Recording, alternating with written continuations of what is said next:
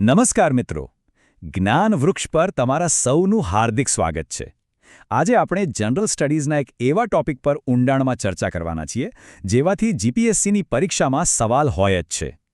અને એ છે પર્યાવરણીય આપત્તિઓ અને પ્રદૂષણ. ભલે પ્રિલિમ્સ હોય કે મેઇન્સ, આ ટોપિક સમજવો તમારા સ્કોર માટે બહુ જ જરૂરી છે. તો ચાલો આજે આ બધા અઘરા લાગતા મુદ્દાઓને એકદમ સહેલી ભાષામાં સમજી લઈએ. પણ એ પહેલાં મારે એક સવાલ પૂછવું છે. શું તમે ક્યારે વિચાર્યું છે કે દુનિયાની 7 અજાયબીઓમાંની એક, પ્રેમનું પ્રતીક ગણાતો આપણો તાજમહેલ, એને પણ કેન્સર થઈ શકે? થોડું અજીબ લાગે છે નહીં?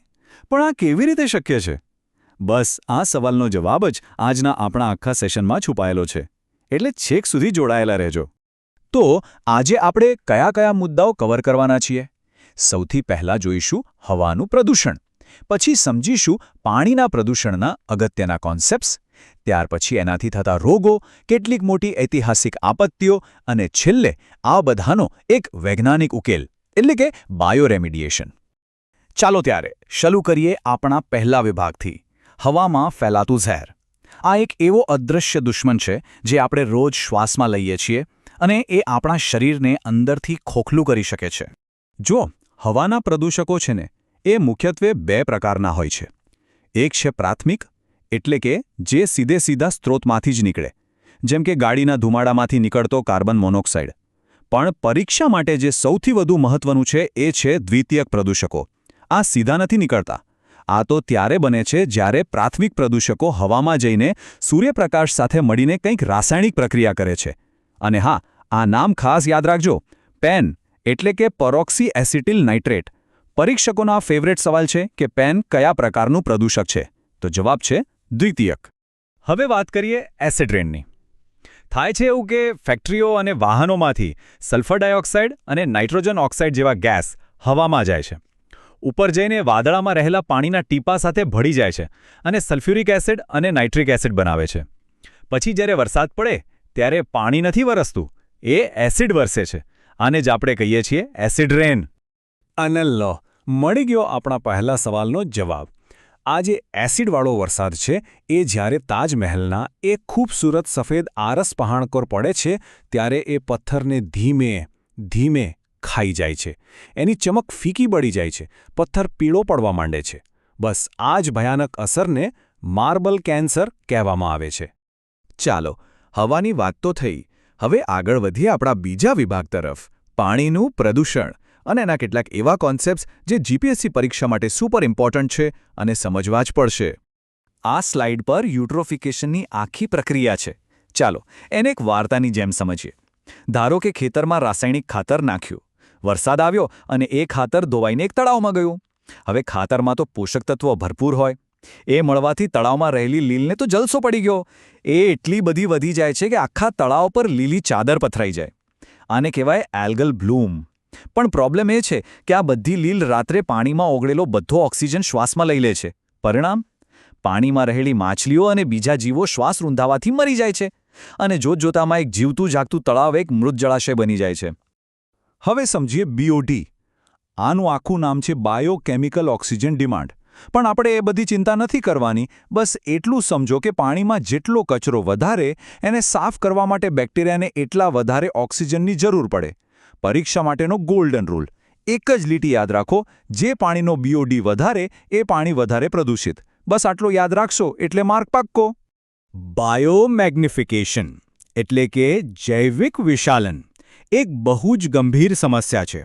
જ્યારે ડીડીટી જેવા ઝેરી કેમિકલ પાણીમાં ભળે ત્યારે એ ફૂડ ચેઇનના દરેક સ્ટેપ પર એની માત્રા વધતી જાય છે. જેમ કે પાણીમાંથી ઝેર નાની માછલીમાં ગયું, નાની માછલીને મોટી માછલીએ ખાધી અને એ મોટી માછલીને કોઈ ગીધ જેવા પક્ષીએ ખાધી.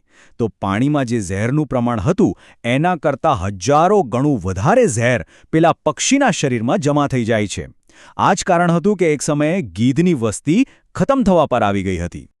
ઓકે, ચલો હવે આવીએ આપણા ત્રીજા વિભાગ પર. અને હા, આ વિભાગમાંથી તો પ્રિલિમ્સમાં જોડકા-જોડો પ્રકારના સવાલો પૂછાવાની ગેરંટી જેવું છે, એટલે આના પર ખાસ ધ્યાન આપજો. આ ટેબલને તો મગજમાં ફિટ જ કરી દેજો. મીનામાટા રોગ પારા એટલે કે મર્ક્યુરીથી થાય. ઇટાઈ રોગ કેડમિયમથી, જાપાનીઝમાં ઇટાઇટાઈનો મતલબ જ થાય છે બહુ દુખે છે કારણ કે એમાં હાડકામાં અસહ્ય દુખાવો થાય છે. બ્લુ બેબી સિન્ડ્રોમ પીવાના પાણીમાં નાઇટ્રેટ ભળવાથી થાય અને બ્લેકફૂટ ડિસીઝ આર્સેનિકના ઝેરથી થતો ચામડીનો રોગ છે. આ 4 જોડીઓ તો ગોખી જ લેજો. હવે આપણે કેટલીક એવી ઐતિહાસિક ઘટનાઓ પર નજર નાખીશું જેણે દુનિયાને હચમચાવી દીધી હતી. આ બધી માનવસર્જિત ભૂલો હતી અને મેન્સની પરીક્ષામાં જવાબ લખતી વખતે આ કેસ સ્ટડીઝ તમને બહુ જ કામ લાગશે. આ સ્લાઇડ પર અમુક મોટી દુર્ઘટનાઓ છે. 1984ની ભોપાલ ગેસ દુર્ઘટના, 1986ની ચર્નોબલ ન્યુક્લિયર દુર્ઘટના, 2010નો deep water horizon oil spill, 2011ની ફુકુશીમા દુર્ઘટના અને તાજેતરમાં 2020નો વિશાખાપટ્ટનમ ગેસ લીક. આ દરેક ઘટના આપણને એ શીખવે છે કે પર્યાવરણીય સુરક્ષાને નજરઅંદાજ કરવી કેટલી ભારે પડી શકે છે. અને આમાંથી ભોપાલ ગેસ કાંડ વિશે એક વાત ખાસ મગજમાં રાખજો. એ કાળી રાત્રે જે ઝેરી ગેસ લીક થયો હતો એનું નામ હતું મિથાઇલ આઇસોસાયનેટ, ટૂંકમાં MIC. અહીંયા જ મોટાભાગના લોકો ભૂલ કરે છે. તેઓ એને મિથાઇલ સાયનાઇડ સમજી લે છે, જે તદ્દન ખોટું છે. પરીક્ષકને બરાબર ખબર હોય છે કે ઉમેદવાર ક્યાં ભૂલ કરશે, એટલે આ નામ બરાબર યાદ રાખજો. આ દુર્ઘટનાને વિશ્વની સૌથી ભયાનક ઔદ્યોગિક આપત્તિ ગણવામાં આવે છે. સારું, અત્યાર સુધી આપણે ખાલી સમસ્યાઓ અને સમસ્યાઓની જ વાત કરી, પણ હવે વાત કરીએ સમાધાનની.